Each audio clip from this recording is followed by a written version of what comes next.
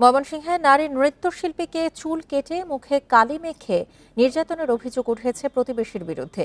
এ ঘটনায় অভিযুক্ত শাহ আলমকে গ্রেপ্তার করলেও পরে আদালত থেকে জামিন পান তিনি।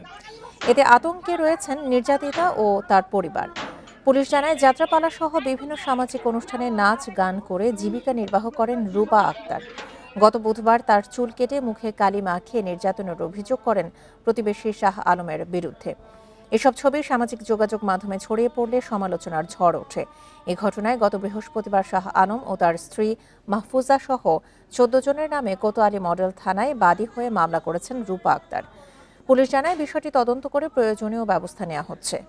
এই মামলার ভিকটিম এসে আমাদের এখানে অভিযোগ দিলে আমরা এই সংশ্লিষ্ট আসামিদের বিরুদ্ধে একটা ফৌজদারি মামলা এফআইআর করে তাৎক্ষণিক অভিযান চালিয়ে আসামিকে গ্রেপ্তার করতে সক্ষম হই।